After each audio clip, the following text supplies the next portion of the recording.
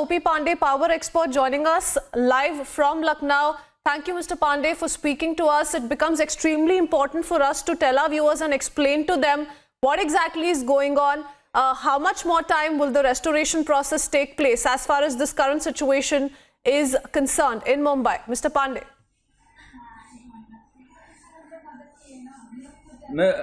At present, ma'am, I could not say exactly because it is in Mumbai. I have no correct information, but as I stand, it will take 15 to 20 minutes more.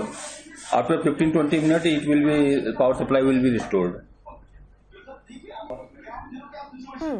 Mr. Pandey, if you could just help our viewers understand in layman's language what exactly went wrong, क्या गलत हुआ, ये situation कैसे develop हुई. हमने official version सुन लिया है, but अगर आप हमें simple करके समझा सकते हैं कि आज exactly 10 बजे के बाद क्या गड़बड़ हुई.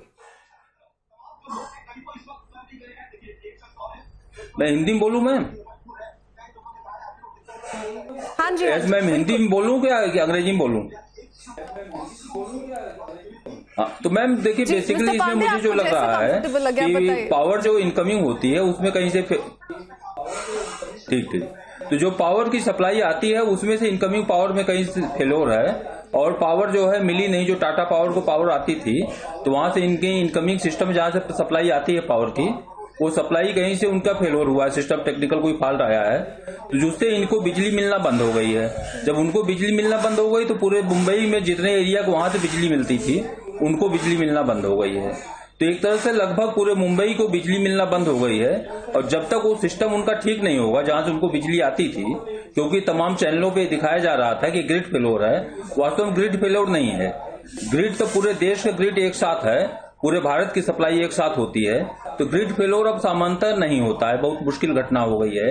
ये मुंबई का लोकल फेलोर है और जहां से उनको पावर सप्लाई मिलने लगेगी तो उसके बाद चीजें सब नॉर्मल हो जाएगी. तो बेसिकली ये टाटा पावर जहां से पावर आती थी कहीं से कोई टेक्निकल फॉल्ट आया है और टेक्निकल फॉल्ट जब दूर हो जाएगा तो पावर सप्लाई मिलने लगेगी और सब कुछ नॉर्मल हो जाएगा.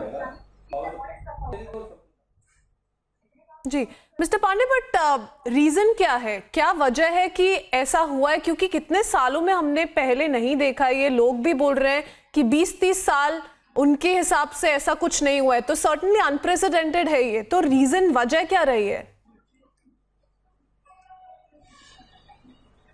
नहीं मैम देखिए, एग्जैक्ट रीजन तो जो लोग उस सिस्टम को देखते हैं वही बता सकते हैं, क्योंकि मैं तो लखनऊ में बैठा हूँ. लेकिन देखिए कभी भी जैसे हमारे घर की बिजली मान लीजिए, तो कई बार कोई सिस्टम में फॉल्ट आता है, वो 10 साल से नहीं आ रहा है, कभी कोई फॉल्ट आ सकता है. तो इसी तरह से जो भी पावर का सिस्टम होता है बहुत कॉम्प्लिकेटेड सिस्टम होता है. अब कहीं से कोई दिक्कत कभी भी आ सकती है.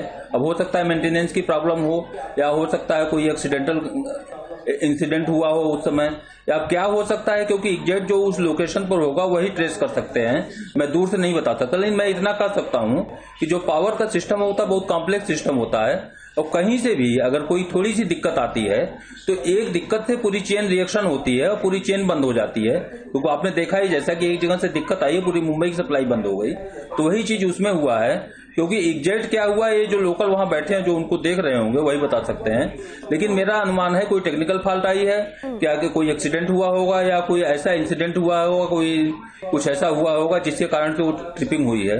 अभी तो क्योंकि मैं वहां उसके बारे में जानकारी मुझे नहीं है, तो इसलिए मैं नहीं बता सकता एग्जैक्ट वहां का घटना क्या है. लेकिन मोटा मोटा यही है कि कोई टेक्निकल प्रॉब्लम आई है और कभी भी आ सकती है. देखिए टेक्निकल सिस्टम है, हो सकता है 50 जैसे शरीर हमारी है, कोई रोग डेवलप होता है 50 साल से है, लेकिन हार्ट अटैक कभी आ जाता है. तो इसी तरह से बिजली सिस्टम में भी कभी कोई दिक्कत आ सकती है. उसको आप 100% नहीं श्योर कर सकते, 99.99 कर सकते हैं.